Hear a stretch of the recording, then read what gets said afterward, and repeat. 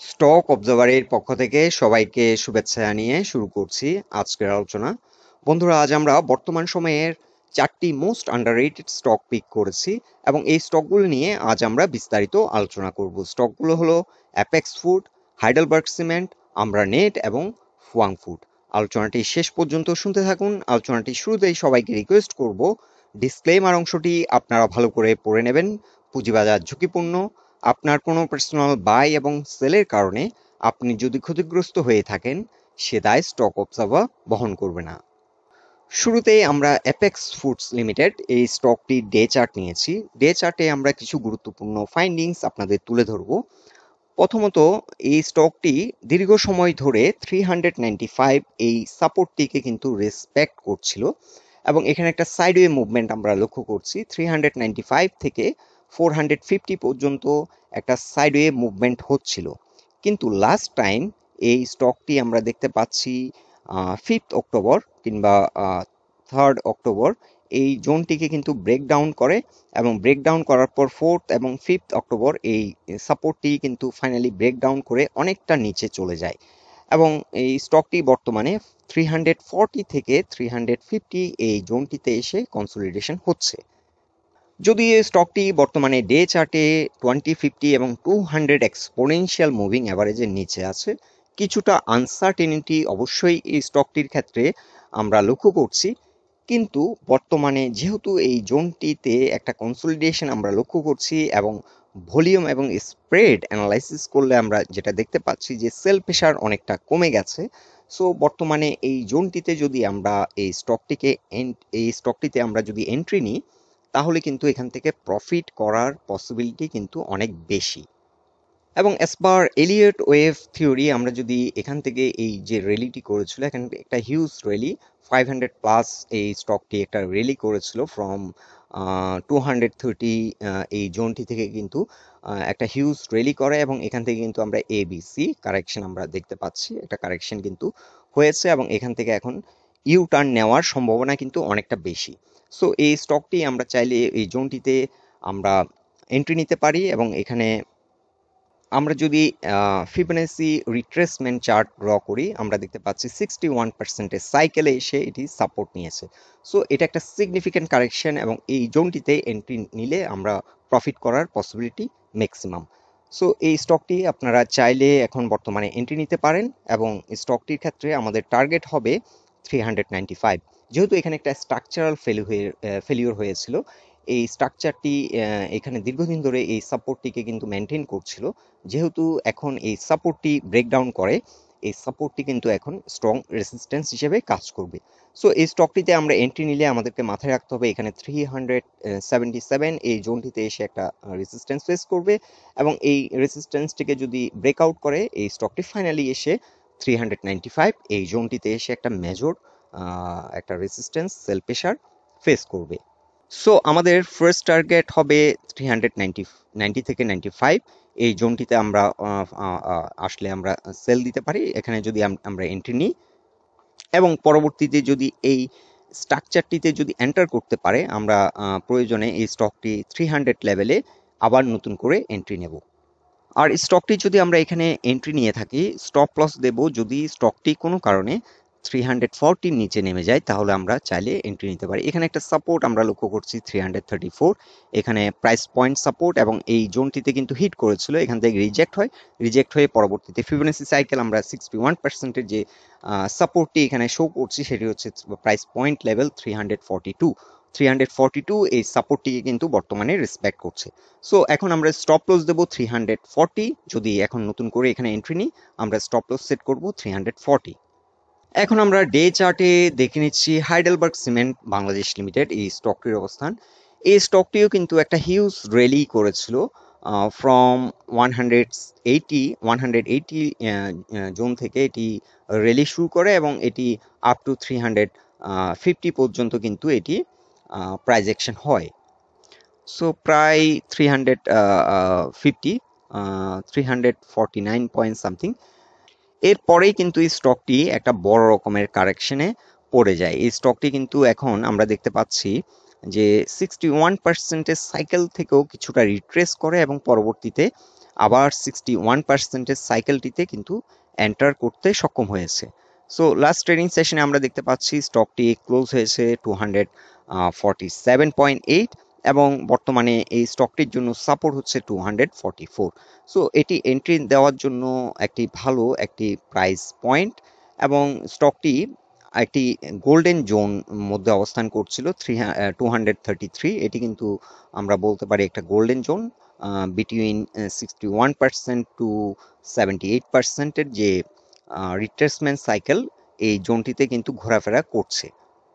So gradually আমরা চাইলে স্টকটি at a time entry না দিয়ে আমরা স্টকটি এই বিভিন্ন প্রাইস পয়েন্টে আমরা চাইলে এন্ট্রি নিতে পারি। যদি ফার্দার এটি আবার এখানে রিট্রেস করে, ফাইনালি এটি সাপোর্ট নিয়েছে 232। সো এই জোনটির আশেপাশে যদি আবার আসে আমরা চাইলে কিছু এন্ট্রি নিতে পারি এবং এই পয়েন্টও আমরা চাইলে 245 এই জোনটিতেও আমরা চাইলে কিছুটা এন্ট্রি নিতে পারি। সো গ্র্যাজুয়ালি আমরা চাইলে স্টকটি কালেকশন করতে পারি এবং ফাইনালি স্টকটি আমরা আশা করছি যে 340 কিংবা 332 থেকে 340 এই জোনটিতে যদি আমরা এন্ট্রি নিই, এটি ঘুরে ফিরে কিন্তু আবার 264 পর্যন্ত এটি হয়তো প্রাইস অ্যাকশন করবে এবং এই জোনটিকে যদি অতিক্রম করতে পারে স্টকটি তার যে প্রিভিয়াস হাই সেটিকে হয়তো চেস করবে। সো এই জোনটিতে হয়তো রিচ করতে টাইম লাগবে, কিন্তু 264 এই জোনটিতে কিন্তু ইমিডিয়েটলি হয়তো হিট করবে। সো এখান থেকে আমরা কিন্তু ইজিলি 10%-এর মতো প্রফিট টেক করতে পারি। সো অ্যাট এ টাইম সবগুলো এন্ট্রি আমরা এখানে না নিয়ে বিভিন্ন প্রাইস পয়েন্টে যদি আবারও ফার্দার রিট্রেস করে আমরা অপরচুনিটি নিতে পারি এবং এন্ট্রি দেওয়ার জন্য এই স্টকটি বর্তমানে একটা সুইটেবল প্রাইস পয়েন্টে আছে। এবং ভলিউম এবং প্রাইস অ্যাকশন যদি ভলিউম এবং স্প্রেড অ্যানালাইজ করি তাহলে আমরা দেখতে পাচ্ছি যে সেল প্রেশার কিন্তু অনেকটা কমে গেছে এবং বর্তমানে এন্ট্রি নেওয়ার জন্য একটা সুইটেবল অবস্থানে আছে। সো ইন শর্ট, স্টকটির এখন প্রথম যে সাপোর্ট সেটি হবে 244 লেভেলে এবং এটি যদি ব্রেকডাউন করে পরবর্তী সাপোর্ট হবে 234। সো আমরা ইন বিটুইন 244 থেকে 234 আমরা এটাকে কালেকশন করতে পারি এবং আমাদের ফার্স্ট টার্গেট হবে 264 এবং এটি যদি ফাইনালি ব্রেকআউট করে তাহলে আমরা নেক্সট যে টার্গেটটা সেট করতে পারি 285 থেকে 300। এখন আমরা ডে চার্টে দেখে নিচ্ছি আমরা নেটওয়ার্কস লিমিটেড এই স্টকটির অবস্থান। এই স্টকটি কিন্তু এখন বর্তমানে গোল্ডেন জোনে অবস্থান করছে। এটি ফাইনালি আমরা দেখতে পাচ্ছি 78% সাইকেলটি কমপ্লিট করে এখান থেকে সাপোর্ট নিচ্ছে এবং এটি ডে চার্টে 20 এক্সপোনেনশিয়াল মুভিং অ্যাভারেজের কিছুটা উপরে অবস্থান করছে। লাস্ট ট্রেডিং সেশনে আমরা দেখতে পাচ্ছি কিছুটা ভলিউম বৃদ্ধি পেয়েছে এবং কিছুটা প্রাইস অ্যাকশন হয়েছে। সো এই স্টকটি বর্তমানে এন্ট্রি নেওয়ার জন্য একটা সুইটেবল অবস্থানে আছে এবং এই জোনে যদি আমরা এন্ট্রি নিই এটি বেস্ট এন্ট্রি হবে 47 থেকে 48 এবং এই জোনে চাইলে আমরা এন্ট্রি নিতে পারি 50 থেকে 51। এখানেও আমরা এন্ট্রি নিতে পারি চাইলে। সো এখানে যদি আমরা এন্ট্রি নিই তাহলে এই স্টকটির ক্ষেত্রে আমরা ফার্স্ট টার্গেট সেট করব 61 থেকে 62। এই জোনটিতে আমরা ফার্স্ট টার্গেট সেট করব এবং পরবর্তী টার্গেট সেট হবে আমাদের জন্য আমরা সেট করব 75। সো এই স্টকটির জন্য স্ট্রং সাপোর্ট হবে 47 এবং এই জোনটিতে আমরা দেখতে পাচ্ছি সেল প্রেশার কিন্তু খুবই কমে গেছে এবং বর্তমানে কিন্তু একটা ইউ টার্ন নিচ্ছে এই স্টকটি। আইটি সেক্টরের বিভিন্ন স্টকগুলো কিন্তু আমাদেরকে অনেকটা বর্তমান সময়ে অনেকেই হয়তো এন্ট্রি নিয়ে এই স্টকগুলোতে অনেক ডিপ্রেশনের মধ্যে ভুগছেন, কারণ দীর্ঘদিন ধরে এই সেক্টরটি কিন্তু পারফরমেন্স করছে না। সো আমরা এখন যেটা আশা করছি আইটি সেক্টর আবারও একটা ভালো মুভমেন্টে যাবে। এটার কারেকশন আইটি সেক্টরেরও কিন্তু কারেকশন অলমোস্ট ওভার। এখন এখান থেকে একটা ইউ টার্ন নেওয়ার পালা। সো আইটি সেক্টরের শুধুমাত্র এই স্টকটি নয়, এখানে আরও কিছু ভালো ভালো পারফর্মিং স্টক রয়েছে যেগুলো হিস্ট্রিক্যাল যে পারফরমেন্সগুলো আমরা ইভ্যালুয়েট করে চাইলে বর্তমানে এন্ট্রি নিতে পারি। এখন আমরা ডে চার্টে দেখে নিচ্ছি ফুয়াং ফুড লিমিটেড এই স্টকটির অবস্থান। এই স্টকটির ক্ষেত্রে আমরা লক্ষ্য করছি একটি বড় রকমের পতন হয়েছিল। ফাইনালি স্টকটি কিন্তু লাস্ট টাইম আমরা দেখতে পাচ্ছি 28 এই সাপোর্টটিকে রেসপেক্ট করেছিল এবং এখান থেকে একটা ইউ টার্ন নিয়েছিল আপ টু 34.7 পর্যন্ত প্রাইস অ্যাকশন হয়েছে এবং এখানে পিভট এই জোনটিকে কিন্তু হিট করার পর এখান থেকে আবার রিট্রেসমেন্ট আমরা দেখতে পাচ্ছি এবং ফাইনালি এই স্টকটি 29 এই জোনটিকে কিন্তু আবারও রেসপেক্ট করছে। সো এই স্টকটিও কিন্তু এখন একটা স্ট্রং ডিমান্ড জোনে আছে এবং এন্ট্রি দেওয়ার জন্য একটি সুইটেবল প্রাইস পয়েন্টে রয়েছে। সো এই স্টকটি আমরা যদি এখন এন্ট্রি নিই তাহলে আমরা আমাদের টার্গেট সেট করতে পারি 38। তবে এখানে আমাদেরকে মাথায় রাখতে হবে পিভট এটি কিন্তু একটি গুরুত্বপূর্ণ রেসিস্ট্যান্স এবং এখানে একটা হিউজ সেল প্রেশার স্টকটি ফেস করবে 34.6।